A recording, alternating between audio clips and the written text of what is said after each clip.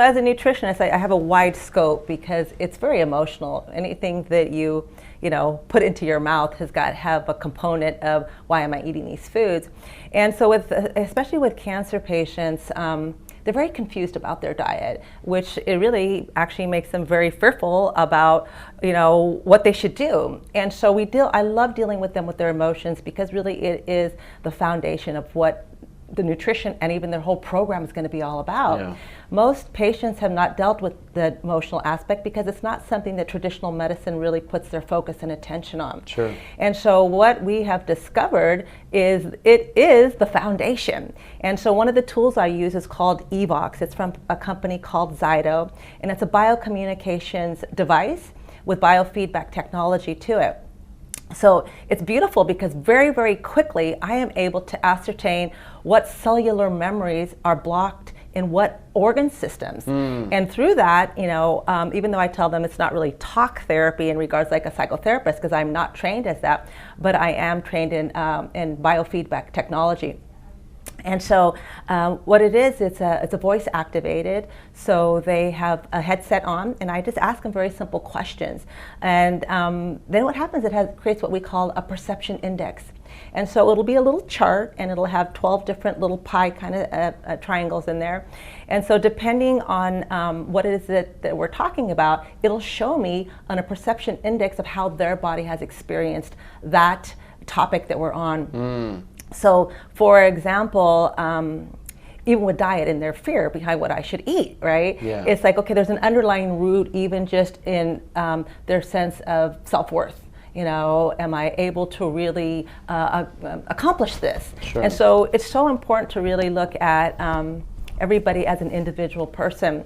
And so with the emotional aspect, one of the beautiful things about it is that your body never lies. So it's like I've trusted the machine so much now. And the first time when I started using it, I kind of was doing kinesiology just to kind of just double check myself. And then as I continued, I said, my goodness, this machine is amazing. And everybody who does it says, I can't believe just in that one sentence, you told me all that you told me about my childhood. Wow. And I said, well, I'm not making anything up. All I'm doing is interpreting what the machine does. So with this perception index, like let's just say, for example, it shows an inflammatory response emotionally. Let's just say somewhere in the liver, okay? And so when we look at that, it's going to be a conflict. So all emotions are conflicts. And I'll say to them, okay, well, what I'm seeing here is this is an emotion that's showing up in the liver, and it's anger, which means, and I tell patients, anger is actually an action hormone, okay? Something has got to change. Yep. And so that's something that has to change isn't necessarily what is making you angry, it's my perception on what I think it is based on experience that I had that's triggering a response.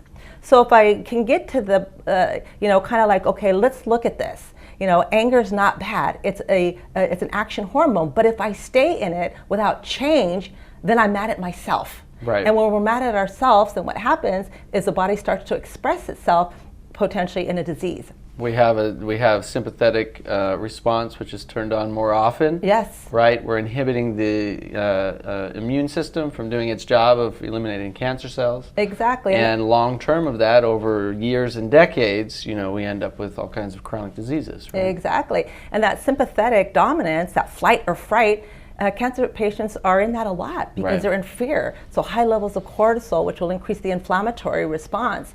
And so when we identify these emotions and we talk about it, and I really kind of get them to understand, okay, how do we deal with anger? Okay, because all of us are going to get angry hundreds of times in our lives, like millions of times, but it's how do we show up for it? Yeah. And just say, okay, obviously, I'm being triggered. I've lost my emotional intelligence. There's no reason for me to continue on in this conversation. How do I back away without being passive aggressive? Yeah. And I just tell patients, look at that person straight in the face and say, it's obvious we're not going to get anything resolved right now. So let's just talk about it tomorrow. And why tomorrow? Because tomorrow we've cleared all of those cortisol, all the epinephrine out of our system. We've had that rest and digest back to parasympathetic phase. Hopefully they had a good night's sleep. But when they wake up in the morning, I say, okay, ask yourself, how do you feel? And how do you feel about that incident? You could just say, I'm mad as heck still, right? Yeah. But they don't necessarily want to do what they wanted to do yesterday. They might wanted to spank their child. They might wanted to have, tell their husband they want a divorce.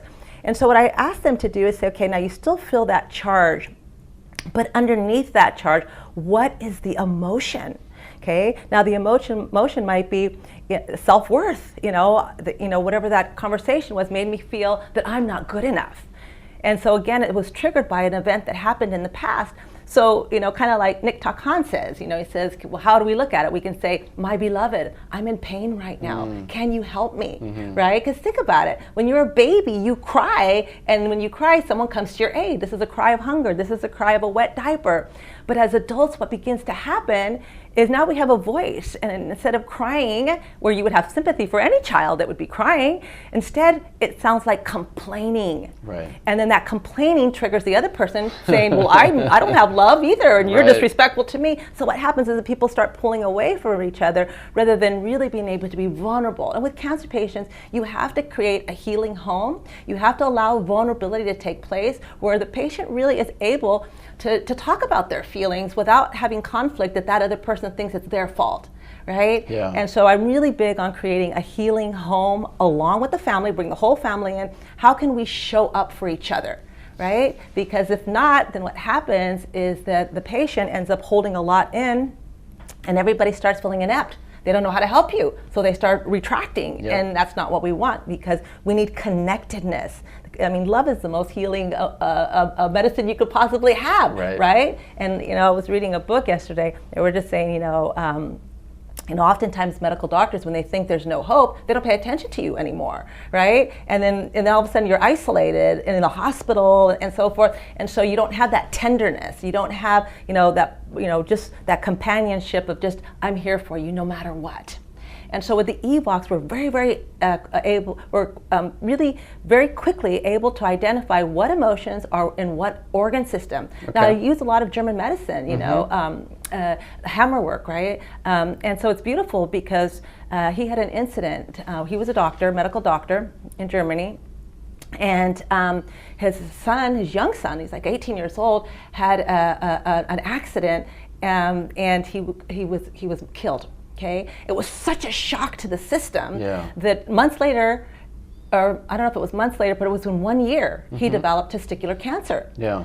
So he started saying, wow, I'm going to start researching, trauma patients and cancer and what event happened that triggered this sympathetic response that stayed there, because obviously you can't do anything about something like that. Right. So you're in stress for a long period of time and you don't have that rest and recover.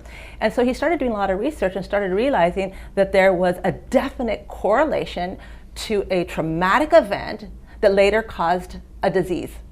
And so it's beautiful, Recall Healing. It's a wonderful book. Everybody should have that. What's the name of the book? It's called Recall Healing. Recall Healing. And we now know those can even be tracked through neuropeptides in the body. right? Yeah. And that's how he did a lot of his tests, was through a brain imaging scanning, in regards to, talking about these emotional events and so forth. So I love German medicine. So again, what I look at is I say, okay, the disease, say it's breast cancer, okay? So then you're looking at unrest in the nest. Yeah. It's the inability to help some child or somebody that you love, a parent, things like that. We hope you enjoyed this short excerpt from the Health and Healing Club.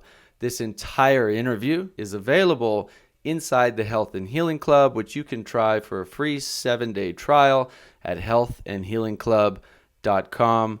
You'll be able to access this interview and all the interviews and resources dedicated to helping you get and stay healthy at the Health and Healing Club. That's healthandhealingclub.com.